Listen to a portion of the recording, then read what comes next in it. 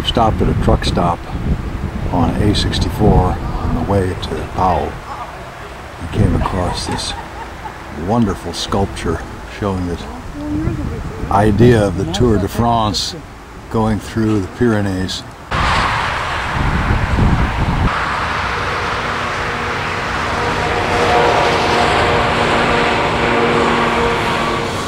This morning we've stopped at a store called Carrefour. It's the equivalent in Pau of a Walmart. Just the section for fresh produce here is the size of a normal grocery store. We're going to drive from here over the Spanish border to Bilbao. We are definitely in Biarritz. Bikinis and surfers.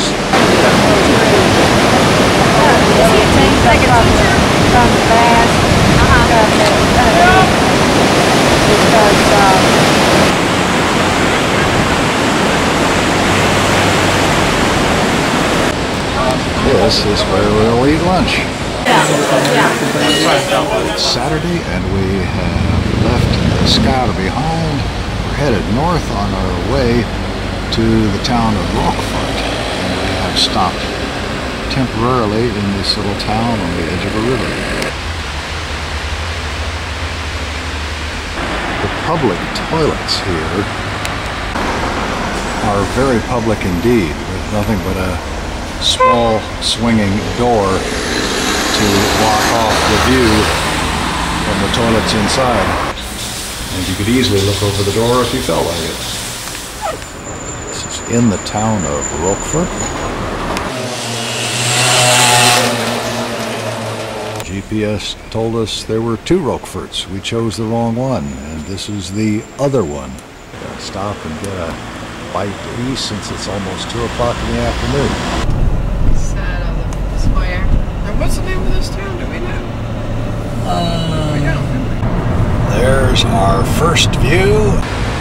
Here is our view of Beynac, stacked up the steep, rocky slopes of this bluff, overlooking the Dordogne River. And here is the hotel where we will be staying for the next week long. Our room for the week is on the second floor, far left, looking out over the square. We have a pretty little French balcony, which really means no balcony at all. And this is the view of the Dordogne from our window. Houses here are built up steep slopes on both sides, on this side and also behind this hotel, all the way up to the castle. Sunday morning, and we wake to the sound of the village church bell. And it's market day in Saint-Cyprien, about 10 kilometers from Beynac. The market seems to have aspects of both a produce market and a flea market. Lots of fresh vegetables available, as well as trinkets and junk.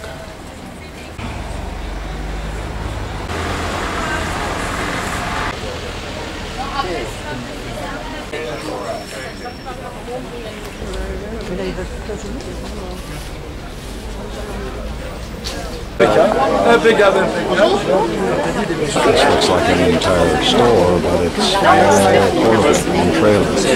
Lots of different kinds of sausages and cheeses of all kinds. Need shoes, they have those too. Fresh strawberries, fresh tomatoes, chickens broiled on site, 20 or 30 different kinds of olives. Some paella. And if you get tired of shopping, you can always sit at a sidewalk restaurant and have a beer or a glass of wine.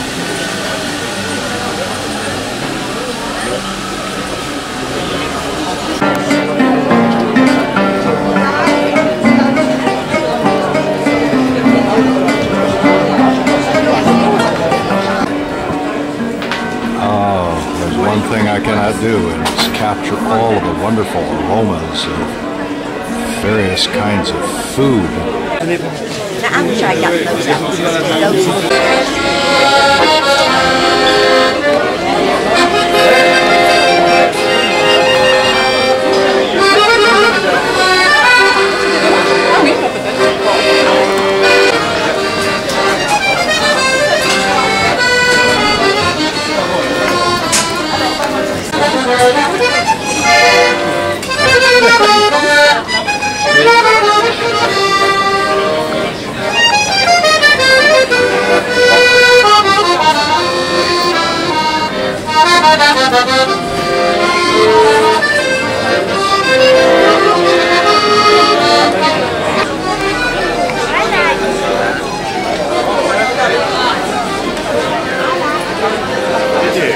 Regardez comme ceci, les endives au fromage bleu. On va faire également les pains bagnards, on va pouvoir.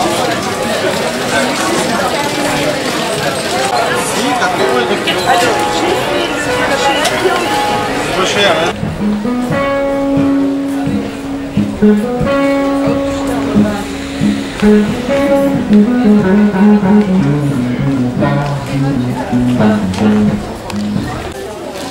Here's something else. I wish I could catch the aroma of all of these different piles of wonderful spices. Started up this steep street in Beynac to see where it goes. Looking out across the valley from high up in the village, on the other side you can see another chateau. Many of the oldest houses here have stacked stone roofs. The understructure must be very strong, but once you build a roof, I guess you don't ever have to replace it. Other houses, instead of stacked stone, have tile shingles tied in place. They never have to be replaced either. This is a very, very steep, very, very narrow street that I thought was only for pedestrians. But some people drive their cars up here. And still we go up.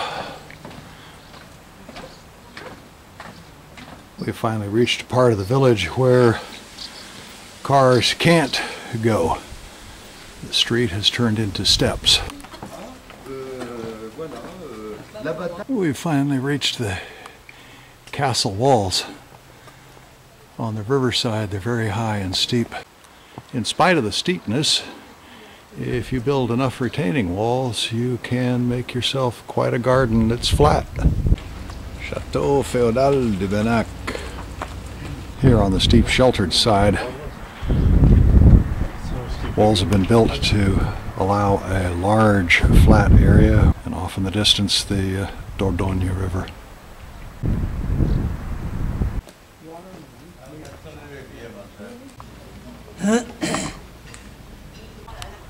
This is the view toward the south from the grounds of Chateau de Beynac, with the Dordogne River on the left, and another chateau off in the distance.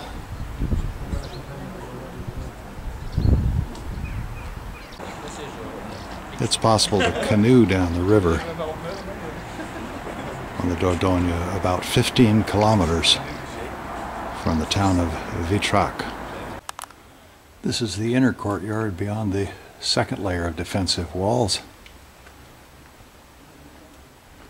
This dates back to the 1100s. There was places to stable the horses, and the tall part here is the master's keep or residence. They lived on the top floor, and this square construction sticking out from the side was the toilet. Holes that just let any waste fall into the yard. And if that one wasn't convenient, there's another small wooden one over here. The courtyard must have been a pretty smelly place. On the left is the castle keep, the most secure part of the castle. And off to the right, a 300-meter cliff that drops all the way down to the Dordogne River. And this is the view straight down to the village below from the highest ramparts. The Dordogne River marked the boundary during the 100 Years' War. On the left side was French, on the right side was English.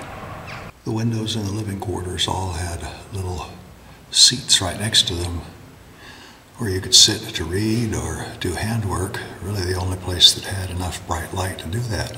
This room had proper toilet facilities here. This little room you could go into, and it was a latrine where you could remove the wooden plug and sit down, and it would simply fall outside the castle walls.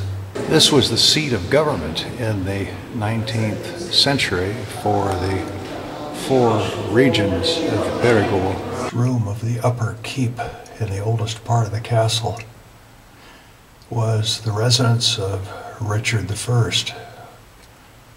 the Lionheart, in 1194. Here in the center, close to the bottom, is the old kitchen area with hooks for hanging meat and game, barrels for wine or beer. In the 1100s, after getting access to the inner courtyard here, this was the only access to the castle itself. Inside this gate, there's a drawbridge, but before getting through that was this little construction stuck out here where they could conduct chemical warfare, dumping a lye on people trying to get in. This iron-clad door barred the way below. And if you could breach that and get into this little enclosed area called a barbican, there was somebody else waiting to dump lye on you from above the drawbridge, which would be pulled up against the inner door. With the drawbridge pulled up out of the way, below was a pit about 20 feet deep with sharp spikes in it. But in times of peace, with all the doors open, you could ride your horse all the way up here and up the ramp into the inner courtyard. It's Monday morning at 10 o'clock, and right across the street from the hotel is a mini version of the market that was held yesterday in Saint-Cyprien. In many places we have seen these signs in honor of something or someone with flags on them, and they are always mounted on a long pole that's been stripped of all of its branches except way up at the very top. And I have no idea what they're all about. We've made a morning excursion to the town of Domme, which is high on a bluff above the Dordogne River. The town was built up on top of this bluff for defensive purposes, and it's one of the places that's famous for foie gras, goose liver paste. Today its narrow streets are filled with restaurants and hotels and lots of tourists. One of the attractions is a large cavern. This is the entrance. It's one of the things we won't do while we're here.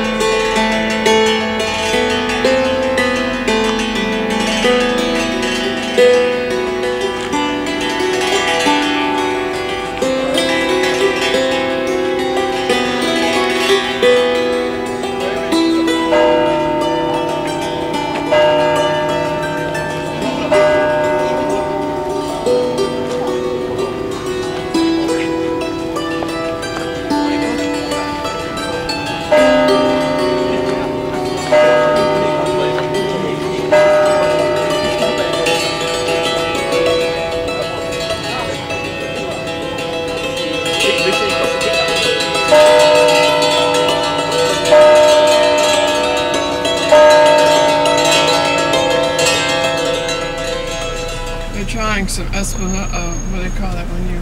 Espalier. Espalier. Yeah. Wow, this is very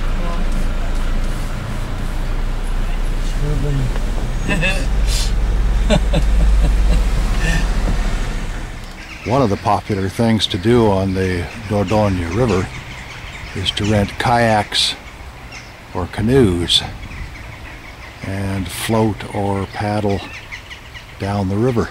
There are a number of canoe and kayak liveries where you can put in and float along next high cliffs and low banks and enjoy the river and get out at some other spot. We decided to stop here by the side of the river and have a picnic in the car. This afternoon we've driven up into the hills a little bit away from the Dordogne to come to Beynac, a prehistoric cave dwelling. After a walk of about 40 yards underground through a passage, we come to this fancy and elaborate electric train that will take us through the grottos.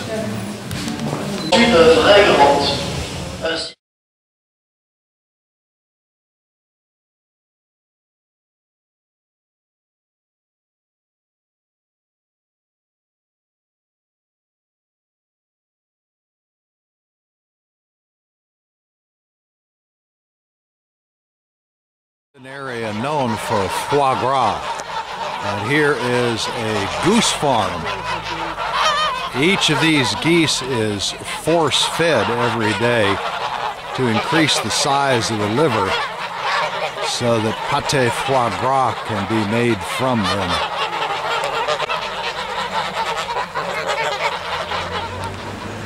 As we were waiting for dinner, we saw these 3 hot air balloons drifting toward us from the south. This is a funny one, shaped like a duck.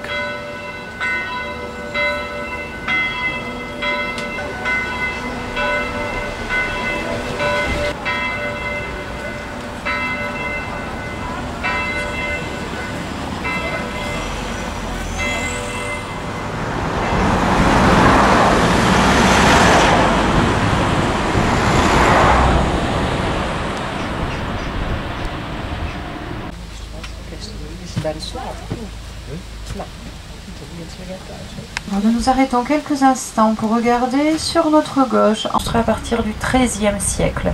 L'édifice que nous voyons aujourd'hui date du XV et du XVIIe siècle.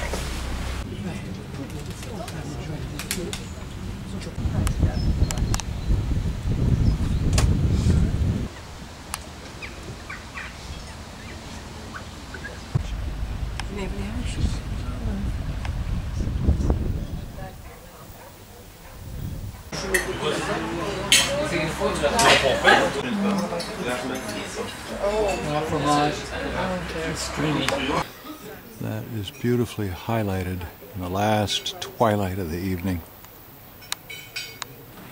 This morning we are getting ready to go kayaking with Charlie and Helen down the Dordogne from Beynac back down to Beynac, about 15 kilometers. I'd say 2.5 to 3 hours from now we'll be... Because I'll be there later on in the afternoon. Just leave the canoes there. Just dragging on.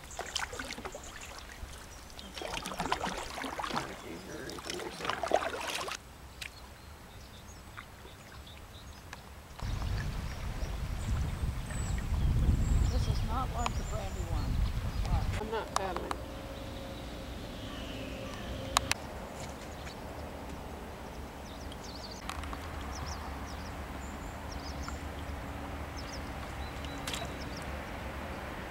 Some enterprising businessman has taken advantage of the heavy canoe traffic here and put a snack bar on the side of the river.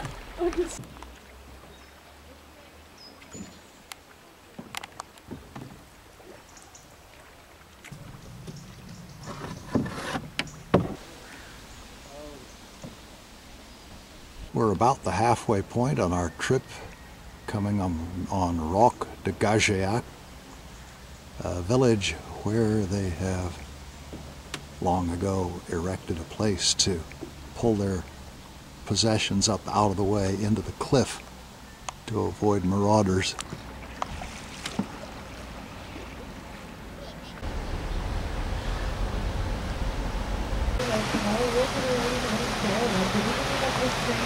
This was such a beautiful spot by this cliffside town that we've stopped to have a picnic lunch.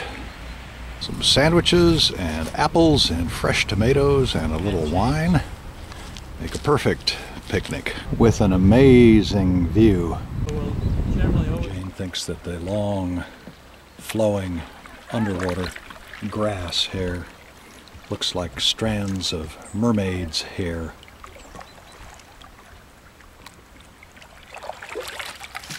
After lunch, we continue our trip on down the river about another 7 kilometers before we reach Beynac again.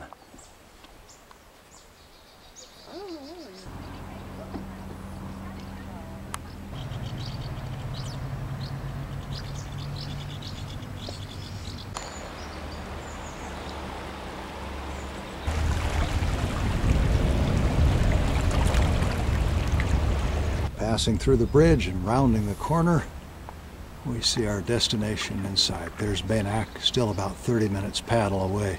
Almost to the last set of riffles before the bridge and Beynac. This afternoon we've traveled to the English side of the Dordogne River to visit another castle and its beautiful gardens. From here, looking across the river, you can see the Chateau, Carcassonne, and a high view of the farmlands of the Dordogne, other small villages, and Beynac off in the distance. The Chateau Marquessac has one of those stacked stone roofs, and I've read that the roof weight is 300 tons. These gardens were designed with a strange love of boxwoods. There are thousands of them planted next to each other, side by side, and sculpted into very peculiar shapes.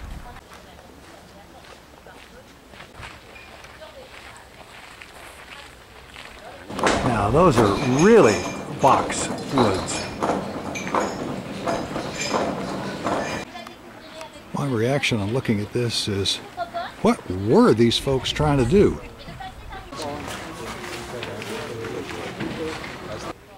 Well, here they could not complain that they did not have enough time This entire walk is lined with thyme bushes, probably 3 feet high, and other spices too. Along the edge is planted dense rows of rosemary, probably more than you would need for cooking. From this highest point you can see the Dordogne River. We came down this in the canoe this morning. Way over there, also part of the park we're in. I don't think we're going to hike that far. For our first stop on Thursday, after a late start, it's a little after noon, is the little hilltop town of Bellevay. This was first inhabited by a Celtic tribe about 300 BC. The town sits atop caverns that people have used for many years as a hiding place when the town was threatened by marauders.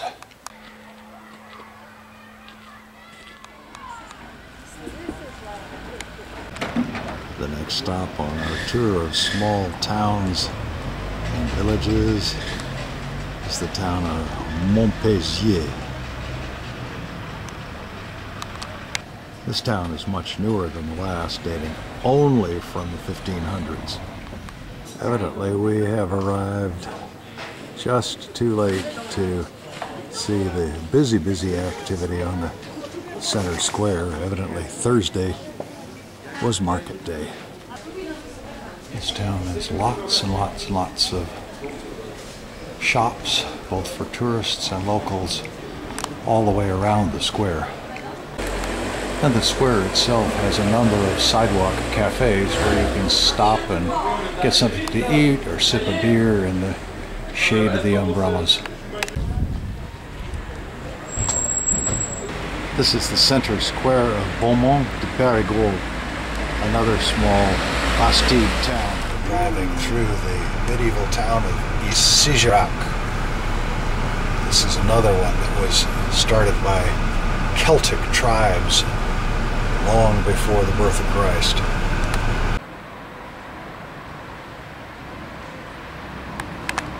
Time for a friendly game of Beynac.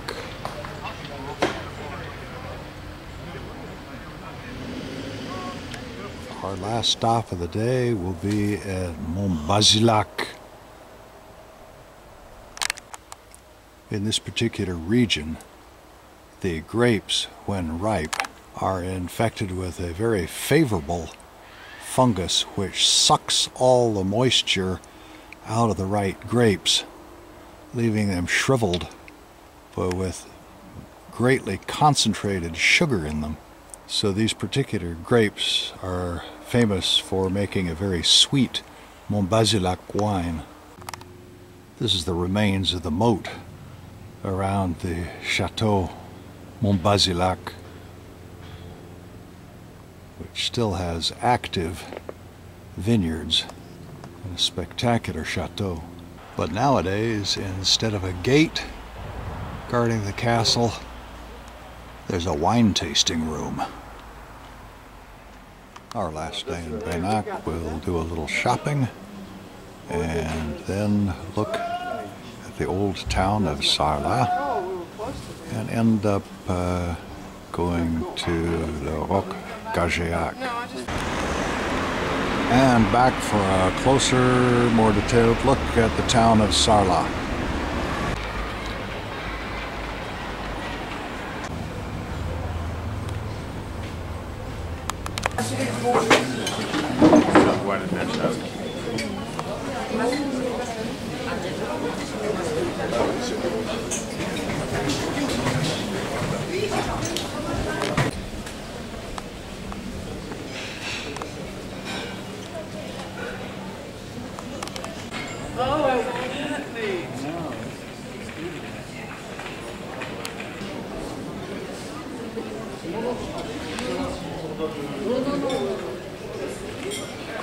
Here's an interesting mix. In the middle of an old vaulted ceiling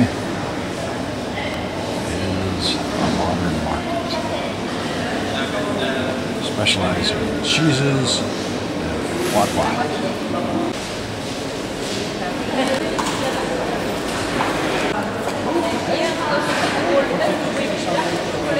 All different flavors of macaroons. This region is also known for its walnut groves and chestnuts. In this market you can buy the oil of either one. All kinds of sausages are available. And here's some nice gooey goat cheese. And if that doesn't appeal to you, there are probably 20 or 30 other kinds. Juxtaposed next to fancy streets with marble sidewalks are little narrow lanes and tiny alleys. Drinks are where you find them. Miriam and BT are getting ready to get on this little boat for a river cruise while we go and explore Roc du Gagiac.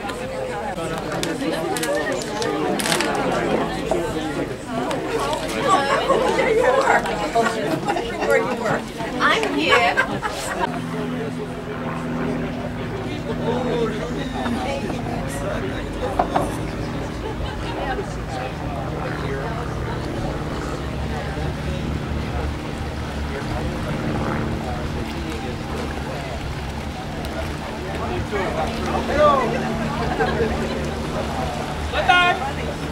And while they do that, we are going to go to see if we can climb to the ancient cliffside dwellings.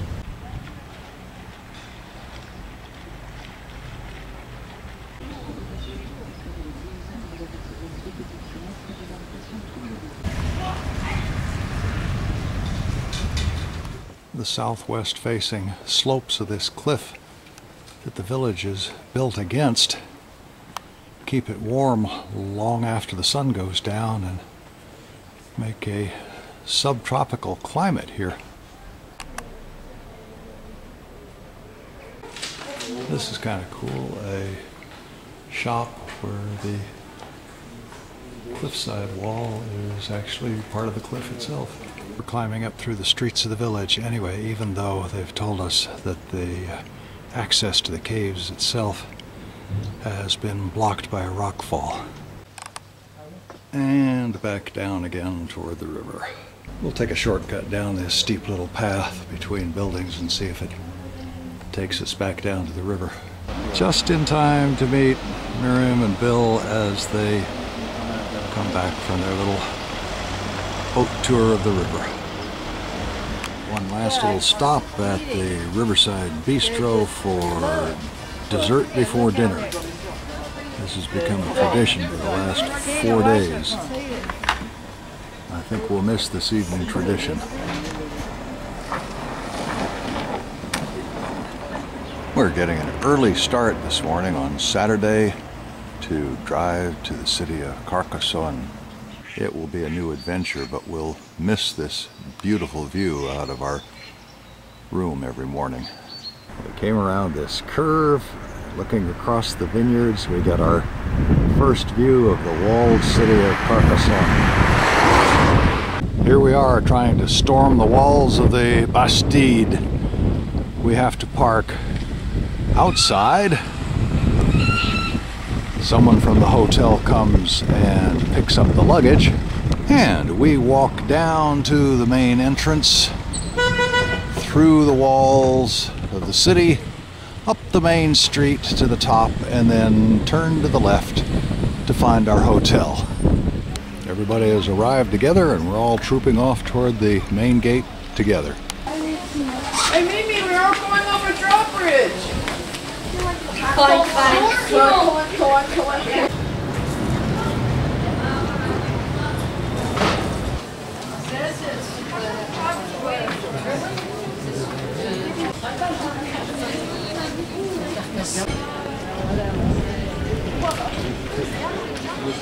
And here's our hotel. From the streets of the old city of Carcassonne, there is a huge fortified wall and a gate through that. A narrow courtyard before you reach a moat, and another bridge across to a second gate that's guarded by towers and places for bowmen to hide and shoot things down. Crowded, narrow streets with lots and lots of tourist-type shops remind me very much of Mont Saint-Michel. Well, we found our way to the airport, turned in the car, and got a taxi back. And Jane is posing for her picture.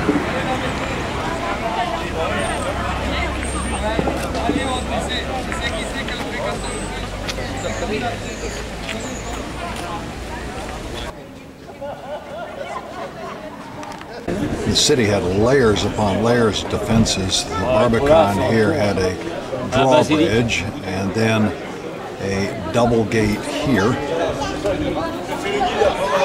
In between, there was a place above where people could drop rocks or other nasty things on you if you broke through the first two gates. Up through the village, here just represented by outlines. And then the inner fortress had the same arrangement of another Barbican with a double gate system, and then a bridge across a moat, and yet another set of gates before you got to the inner fortress.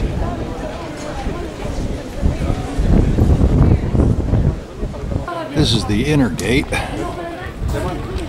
and the last courtyard before the moat, and another set of gates before the inner bastion, and yet another interior courtyard. There were these openings where archers could stand and shoot out through the little slits in the wall. We found a way to go through the wall, and although it's raining, we will go a little bit further.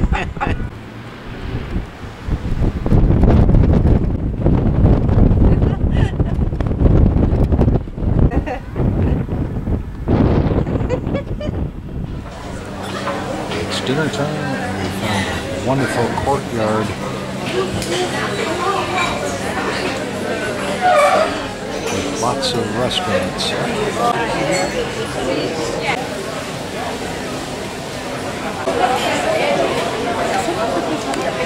After a good dinner, a little flaming dessert. Bravo. That's a big one. Yeah.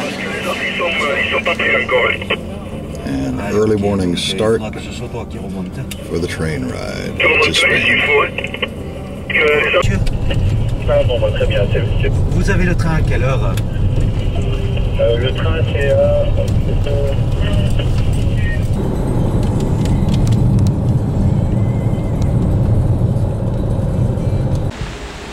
It's 7:15 in the morning on Sunday, and the sky is beginning to get light over the canal through the newer part of the city in Carcassonne.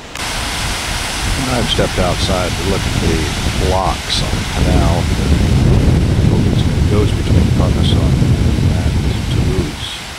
We've arrived at the train station in plenty of time to catch the train in about 45 minutes. Where you going? Wait a minute. Oh. I like the tour because I want to take some pictures too. We are really hurtling along. We got on a train from This particular train ride's only a half hour, and then we switch to another train. We saw them in the other trip too. Yeah. Not that close.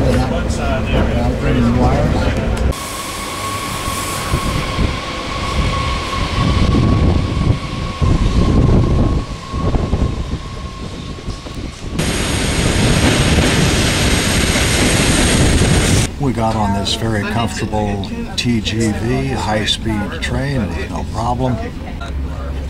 And we are flying along at close to 100 miles an hour, but it's quieter than riding in the car. We've made the short connection to a different train and the final leg of our journey. We're now in Spain, headed for Barcelona, about an hour and 45-minute trip. Ladies and gentlemen, welcome aboard the International Connection Train to Barcelona Sants. You can tell by the scenery rushing past the window. This is another high-speed train. Currently we're going 137 kilometers per hour. We have arrived in Barcelona, and this is the view from our hotel room. Looking out over the inside of a block, we see the backs of all the buildings surrounding it. We are at the Plaza Catalunya in downtown Barcelona. I'm waiting for the rest of the group to walk down, and we are going to catch the Red Line bus tour all around the city. I find myself impressed in European cities by how much pedestrian traffic there is in downtown areas. Perhaps it might be the same in a city like New York, but I'm not used to it.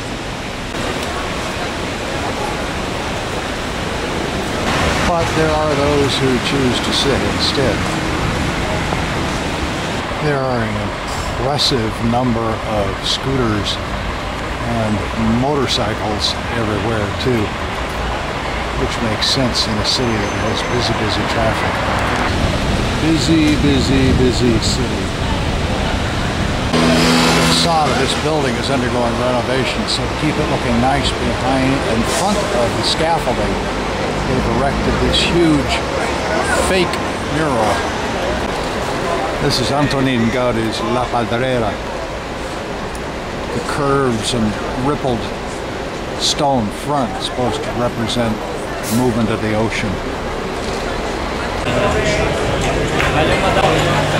Last day of our trip, full day in Barcelona in La Boqueria.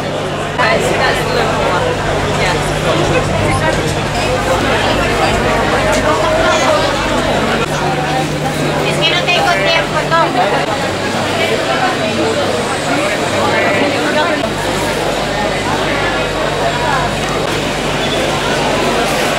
All of the displays, fruits and nuts and candies and mushrooms and lollipops and drinks are all just so attractively displayed. It's a riot of color and a museum of art all rolled into one. La Boqueria is a maze of passageways arranged in a grid covering an area of probably 4 square blocks. I'm okay right now. We are now going to take a walk down La Rambla. Leaving La Rambla, we are now going to cut through the old part of Barcelona, the old city, on streets that are only open to pedestrians.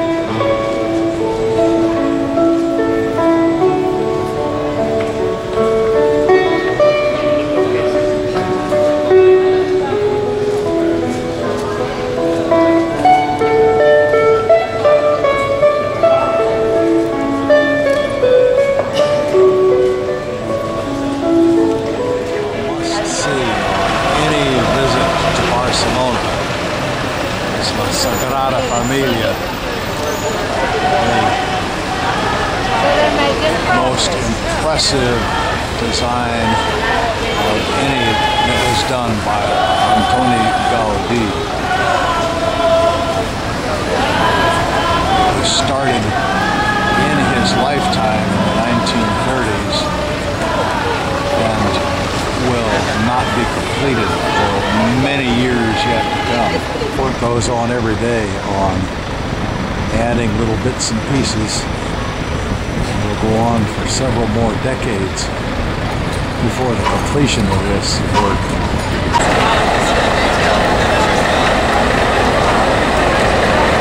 The spires here, which soar very high in the grand plan scheme, are the smaller of the spires.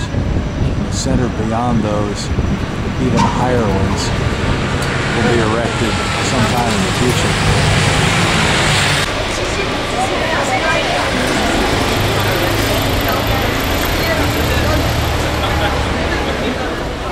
Last night of our trip before the flight back, this beautiful waterside restaurant to eat dinner. It's built out into the water in front of Barcelona. Huge shopping mall all over the water called Beynac.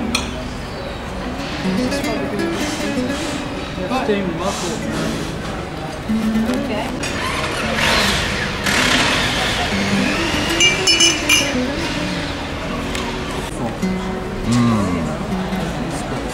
Paella Marisco for dinner.